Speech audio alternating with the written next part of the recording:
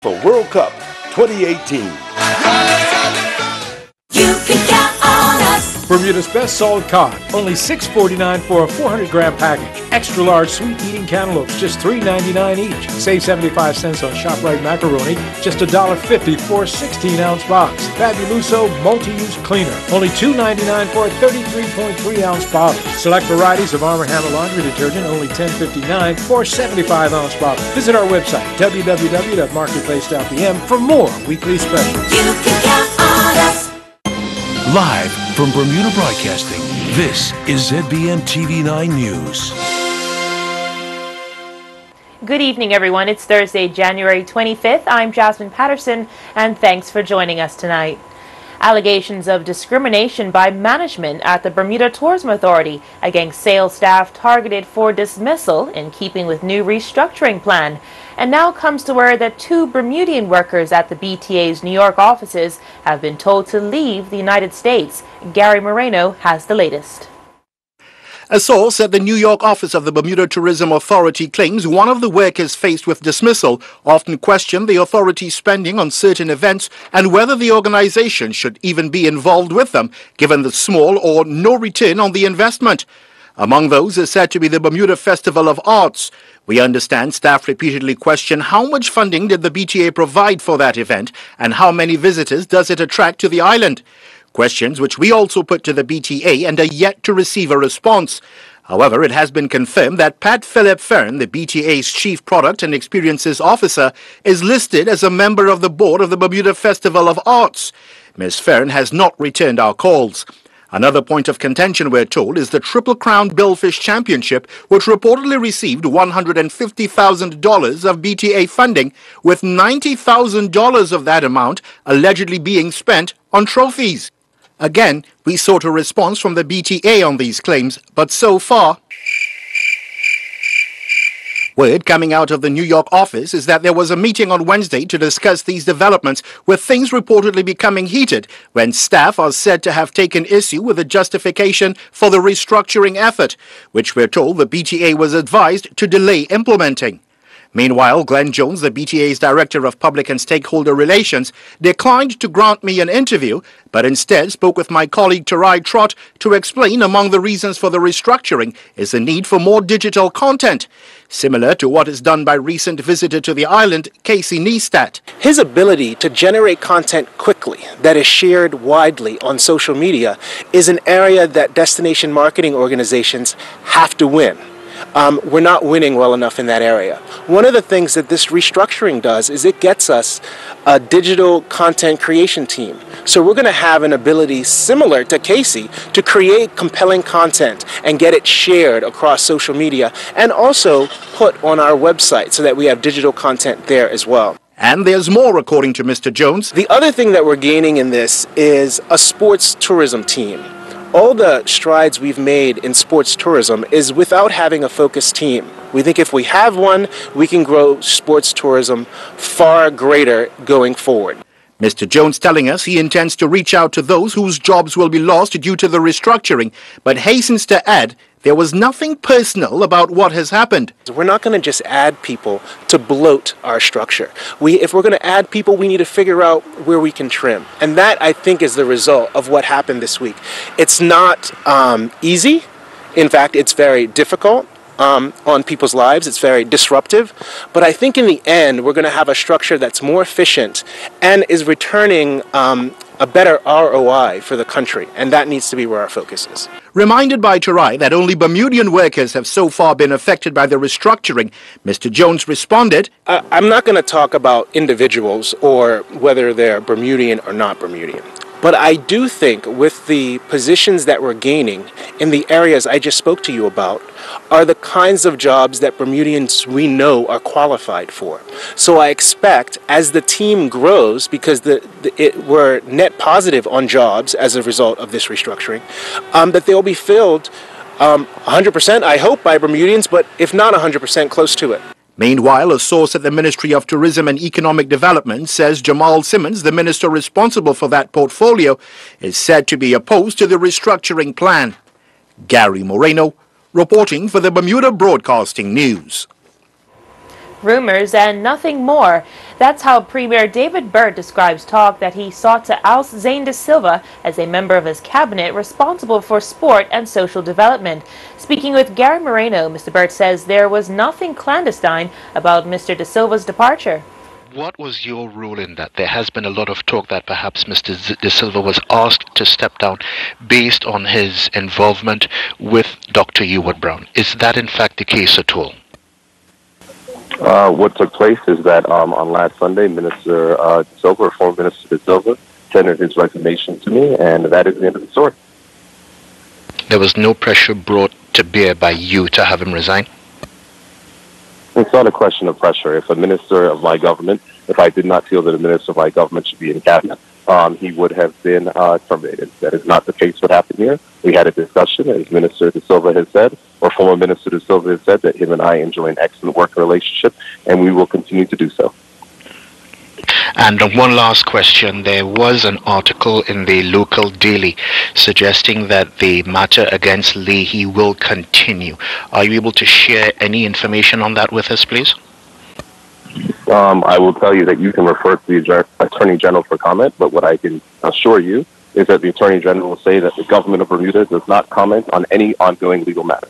Detectives tonight are appealing for witnesses after a report of an 18-year-old man being stabbed, which took place in the Ord Road, Cherry Lane area just after midnight. The injured teen is currently listed as stable on a general ward in hospital while being treated for serious wounds. Anyone who may have seen suspicious activity in the Ord Road Warwick area around 12:10 this morning, or anyone with information, is asked to call police on 295-0011. Elsewhere, police and first responders were dispatched to a reported collision during rush hour this morning on Crow Lane. Police say 3 cars were involved and were traveling into Hamilton around 9 a.m. when the crash occurred. All 3 cars and a wall were damaged, but thankfully there were no reported injuries. However, a female driver involved was taken to hospital for a pre-existing medical condition. After some delays, traffic flow returned to normal. Inquiries regarding the circumstances of this collision continue, and witnesses are asked to call the police on 295-0011. Do stay with us for more news after this short break. You can count on us. Assorted varieties of fresh attitude salads, only $3.50 for a 5-ounce package. Land O'Lakes cheddar cheese, just $3.99 per pound. Select varieties of Fab 2X laundry detergent, only $4.99 for a 50-ounce bottle. Save $2.20 on Tropicana orange juice, just $4.49 for a 59-ounce bottle. Kellogg's Frosted Flakes cereal, only $5.49 for a 15-ounce box. All stores open Monday through Saturday until 10 p.m., Sunday 9 a.m. to 7 p.m. for your shopping convenience. You can count on us. The whole concept came from the collaboration with BF&M and the America's Cup. The Endeavour program is the legacy of the 35th America's Cup that was here in Bermuda in June. And we've continued the charity now operating in Bermuda. And going forward, we thought, what a great opportunity for children on the autism spectrum. And hence we actually developed the No Limits program. They really do benefit from this kind of outdoor experience, this environment. You know, just yesterday going off the east end of Bermuda, I mean, they wouldn't have done that. Not many children in Bermuda have done that. And just them learning to take control of a large bit of transportation that they're doing at that age, and they may never get that opportunity. That's where you see the biggest progress is whether they were looking at their hand steering, you know, now they're looking forward and actually looking where they're going because they've realized, oh, I know where my hand is. I can do this without looking at my hand. We are so grateful for the Endeavour program and what it has done for the students on the autism spectrum. Premier David Burt remains in Davos, Switzerland tonight, where he continues to rub shoulders with heads of the world's largest technology companies. The Premier has been holding meetings alongside the World Economic Forum taking place there. Mr. Burt, along with National Security Minister Wayne Keynes and Business Development Head Sean Moran, was interviewed by business reporter Edie Lush. Why are you here in Davos? Well, we're a new administration. We've only been in office for 6 months, but as the youngest leader in my country's history and having a technology background, I've set out an agenda to make sure that we can have economic growth and increase in jobs through a future in technology. And so we've set some very aggressive targets. We're moving into making sure that people know that Bermuda is an option to take advantage of our excellent regulatory reputation, to transfer those to new industries. And what better place to go than to the World Economic Forum in Davos to raise the visibility of Bermuda so people can learn more about what it is that we're looking to do and how that we can create additional economic growth, which will provide more jobs to people at home. So tell me, I know Bermuda, many people know Bermuda as an insurance, reinsurance capital, but what else do you want it to be? Well, I think what we want to do is we want to leverage the regulatory environment that we have. We're known for being a place that is a clean jurisdiction, somewhere where you can trust the business that operates from Bermuda. And we want to make sure that we leverage that into the future of technology. So whether that's building on what we have, so whether that's in SureTech and FinTech and RegTech, or whether that's into branching out in other places where we haven't known, but setting up the type of sandboxes in Bermuda where people can feel free to innovate. And I can think of far better places in the world than you can sit on the beaches of Bermuda and write code. Part of my portfolio is e-commerce and ICT and policy and innovation. Being here at Davos, we have been able to meet with innovators in the blockchain and in the cryptocurrency sphere. We believe that this is an emerging area in business, and Bermuda wants to take advantage of that and bring those opportunities and those companies to Bermuda to set up their companies in Bermuda. Men are needed to join the Big Brothers and Big Sisters program to mentor children, mostly from single-parent homes. There are 60 unmatched littles or little people on the island. The charity is celebrating 40 years in the community and held its annual Thank Your Mentor Day at City Hall. 11-year-old Jace is on the wait list to find a big brother. Well, I would actually be really happy, and I would have a lot of things to do, so all my weekends would be busy because I would be fishing with my big brother. His mother says a big brother for Jace would make a world of difference. I know it's been a while that he's been waiting to be matched. What would it mean for you if he was to be matched soon?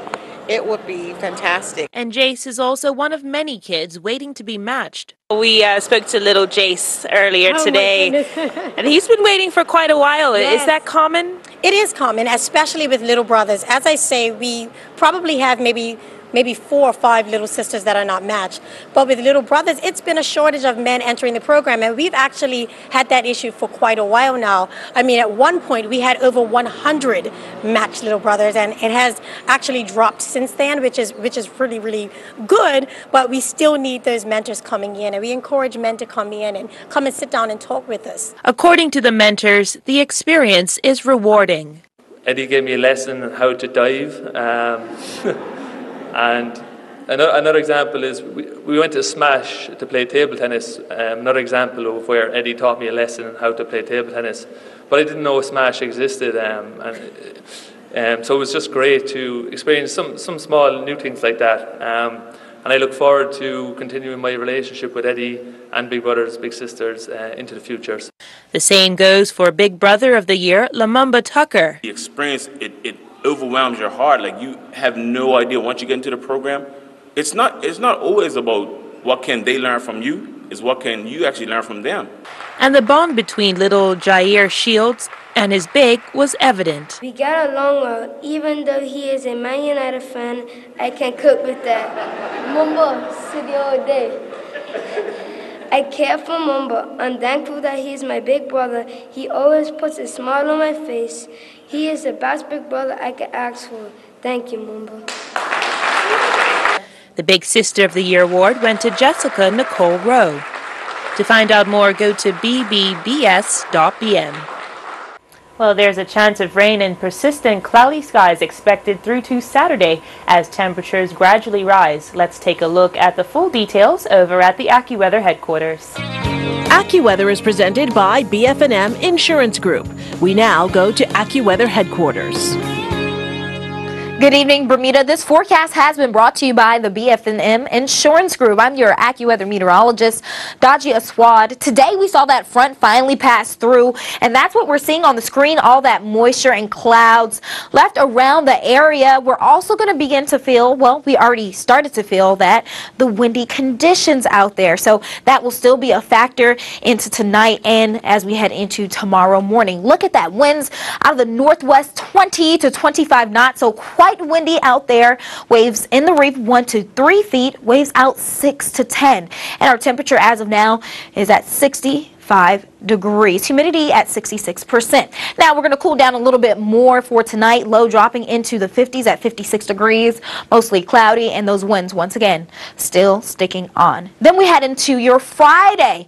Rather cloudy here. Still some clouds lingering around. Cold air behind that, mixing with that the warm ocean allows for clouds to build here. We will see some peaks of sunshine. High of 62 degrees with a low of 57. As we head into your marine forecast, we are calling for a small craft warning, and this will stay in effect for quite some time as we continue to have those windy conditions. High tide number 1 we saw at 2:14 p.m. today. Our next high tide is expected at 3:05 in the morning on Friday. And if you're getting away, here's a look at some cities. Toronto, 40 degrees, 31 for the low with mostly cloudy conditions. New York topping off at 38 with a low of 32 and looking quite sunny. If you're in Boston, or rather headed to Boston, looking sunny there as well with a high of 33. And Atlanta, mostly cloudy conditions, high of 57. Miami on the wet side with a high of 74. Across the Caribbean, we're seeing moisture out towards Jamaica in the way of showers, as well as Barbados and Trinidad. Trinidad topping off at 86 degrees with a low of 70. Now, as for us here at home, Friday, like we said, still kind of windy as well as cloudy in the area. And then we head into your Saturday, some more sunshine possible. Temperatures still will be in the 60s here across our island. And then by Sunday, we can get a chance for some very spotty showers, but into Monday looking a little bit more dry. Temperatures will be warming up as we get a south flow in here, and that's going to keep us into the 70s. And that's because we're ahead of our next system. So that southerly flow is going to pump some moisture into the area, and then our another front is on the way. So then by Tuesday, we can expect some rain here in Bermuda, and even a possibility of a rumble of thunder. Temperatures will be in the 70s as we see that frontal system come through, and then we're going to cool back down a little bit into our Tuesday evening with a low of 57. So keep in mind, we continue to see some frontal systems as we head into next week. Back to you. AccuWeather was presented by BF&M Insurance Group.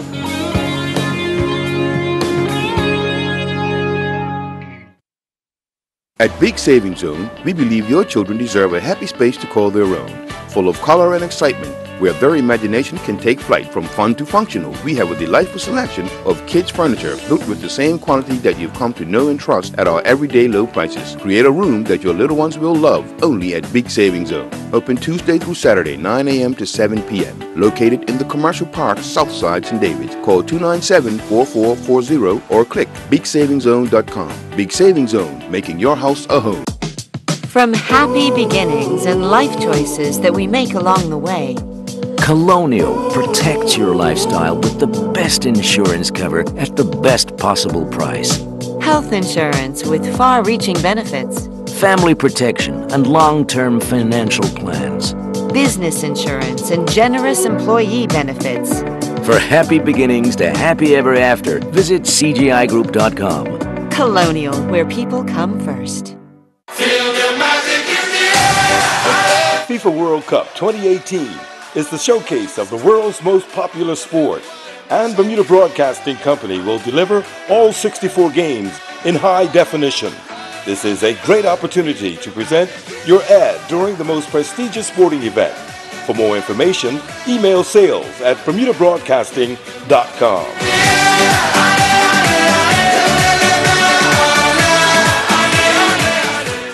The Bermuda Tourism Authority has welcomed the coverage of Bermuda on YouTube by popular tech guru Casey Neistat. Mr. Neistat was in Bermuda recently to test out his latest Mavic Pro aerial drone, which captured stunning views of the island's beaches and scenery. The video received more than 400,000 views on YouTube in a matter of hours, thanks to his subscribers base of 10 million. At last check, it was 1.6 million views. Jamari Douglas, the BTA's digital marketing manager, said the exposure is timely. Taxi! Yes, definitely. We're very excited to see that. We're always excited when influencers come to Bermuda and they want to share their experiences with their followers. It gets us the reach that we need to expose Bermuda and put us on a different scale amongst different audiences.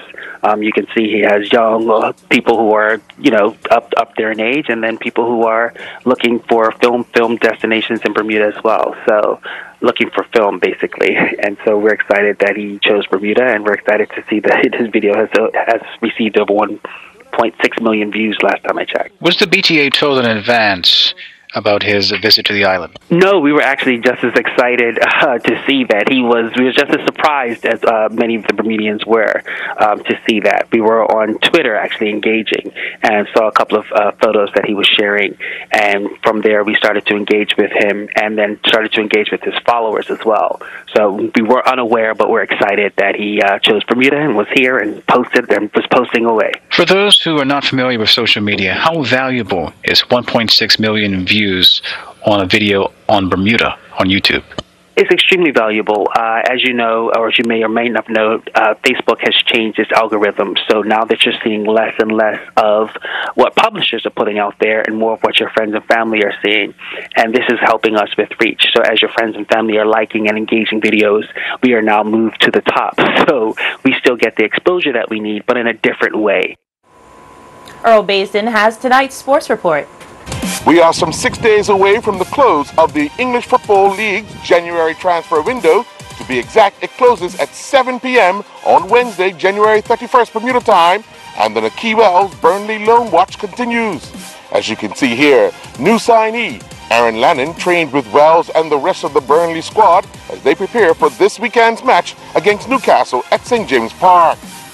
Well, it's good news for Bermuda football. After 19 editions of the Caribbean Football Union Caribbean Cup, President of CONCACAF, Victor Montagliani, has confirmed that the tournament will be discontinued. The Canadian made this revelation on day one of the FIFA Executive Football Summit at the Montego Bay Convention Center in Jamaica. Bermuda is expected to be included in the CONCACAF Nations League draw. The groups for the CONCACAF Nation Leagues will be announced in March. Tonight's sports is brought to you by the all-new Boundary at Fairmount, Southampton, the West End's only sports bar. Catch all the action and enjoy smoked to perfection barbecue, beer, and other pub favorites. It's game on at Boundary.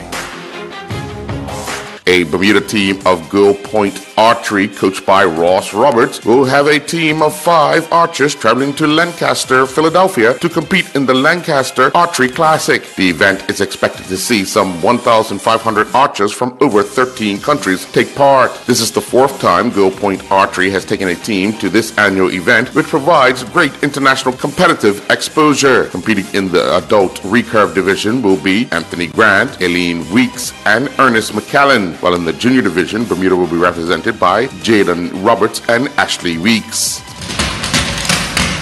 Zakaya Lewis represented the St. Johnsbury Women's Track and Field team at the 36th Yale Interscholastic Track and Field Classic. Lewis would finish 3rd competing in the women's long jump with a top leap of 5.21 meters. She would then finish 40th competing in the 55-meter dash, stopping the clock in a time of 7:81.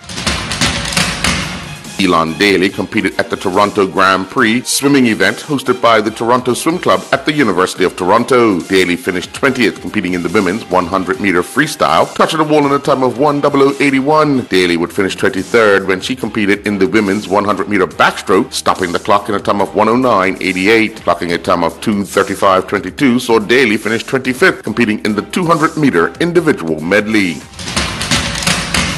The Area Ree High School Rugby League continued at the National Sports Center with 86 points scored in an under-18 doubleheader. In the opener, Salters defeated Cedar Bridge Academy 24-5. Salters will be led to victory with 2 tries from Jake Field, while Dylan Somerville and Neil Figueredo added a try each, with Connor Somerville kicking 2 conversions. Dakari Grant scored the lone try for Cedar Bridge Academy. In the second game, a mixed team of Work Academy and Bermuda Institute defeated the Barclay Institute 35-24. The Work Academy and Bermuda Institute team got double tries from Alex Doylan and Nathaniel Simmons, while Matisse Bascom added a try. Matthew Daniel kicked 4 conversions for the Work Academy Bermuda Institute team. Moses Simmons, Kari Olboy, Jackie Simons, and Nadre Akinton Tuzo all scored a try each for the Barclay Institute, with George Peets adding 2 conversions.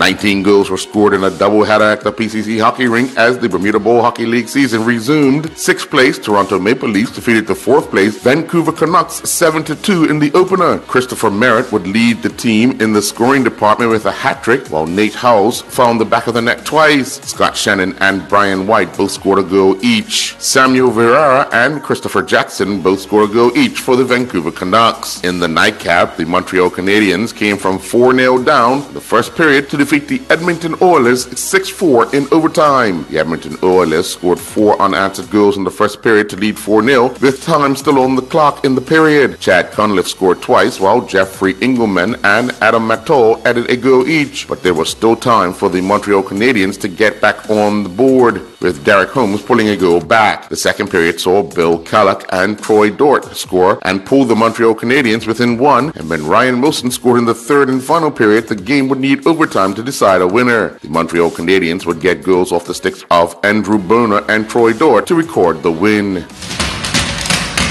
The Bermuda Basketball Association's 2018 Island Basketball League season is underway inside the Summersfield Academy Gymnasium. A doubleheader saw a total of 238 points scored on the night. Game 1 saw the Hamilton Parish Rockets defeat the Southampton Thundercats 67-66. The Hamilton Parish Rockets got 22 points from Cameron James, who also had 7 rebounds, 1 assist, and 1 steal, while the Southampton Thundercats were led by Adam McDonald, who scored 18 points. He had 6 rebounds and 2 steals. Game 2 saw the Paget Flyboys defeat the Somerset Tsunamis 56-49. Tonight's sports has been brought to you by the all-new Boundary at Fairmont, Southampton, the West End's only sports bar. Catch all the action and enjoy smoked to perfection barbecue, beer, and other pub favorites. It's game on at Boundary. I'm Earl Baisden with Bermuda Broadcasting Sports. Hey Smokey, let's get lunch from the Marketplace Food Court. You know what? That sounds good. They have oxtails, pumpkin, curried lamb, lemon chicken, sweet and sour ribs, vegetable stir fry, and the variety goes on. Their chefs are good. They'll set you right up with all the good carvings. And don't forget the special dishes from the islands. It don't matter. Well, no matter what you feel like eating, Marketplace will have it. You know, it's quick, it's quality, and at prices you can count on. Visit us 7 days a week. Breakfast, lunch, and dinner made for you daily at the Hamilton Marketplace Food Court. Are you required to take one or more medications daily but have a hard time remembering when to take them? Does your family fear you may end up in the hospital because you often forget to take your meds? Or are you a caregiver looking for a time management tool designed to make your medication routine effortless? The Phoenix Stores can help. With an MDS blister pack, a multi-dose packaging system that makes it easier to manage and take your medication. Each MDS blister pack contains medications for the week and is pre-packed, sealed, and labeled by a pharmacist. Prescriptions grouped by the day and the time of day you should take them, whether at breakfast, lunch, dinner, or bedtime. Plus, to ensure you're covered, each pack includes detailed, personalized instruction. Take confidence in knowing you're using your medications as the doctor planned. Visit the Phoenix Stores to chat with the pharmacist and get your MDS blister pack today. The Phoenix Stores, for a better life. I'm Michaela and this is Taking Off. If you've driven by the airport lately, you've likely seen the site of the new terminal come alive. Up until a few months ago, all the work that had been done was for the foundation, so not really much to look at. But late last year, construction began on the exterior of the terminal, above ground work. That's structural steel you've seen, which will continue to be erected this year. So what else can you expect to see at the airport redevelopment site in 2018? Well, the envelope of the building, or the exterior, is expected to be finished by the end of the year. That means you'll be able to see what the terminal will look like from the outside very soon. The foundations have been completed, including the escalator and elevator shafts, and the curtain wall, or the glasswork on the exterior of the building, will begin in the summer. As you can see, there's a lot going on here at the site of the new airport terminal, and so much more to come. See you next time. And before we leave you, officials at the health department say they have seen a rise in numbers of flu cases recorded on the island. By protecting yourself against influenza, they say you are also protecting your family and work colleagues and the community. They recommend thorough hand washing as a means to prevent infection. And also they advise it's not too late to get the flu shot at the Hamilton Health Center or through your private doctor. That's our broadcast for tonight. I'm Jasmine Patterson. Thanks for watching. Good night.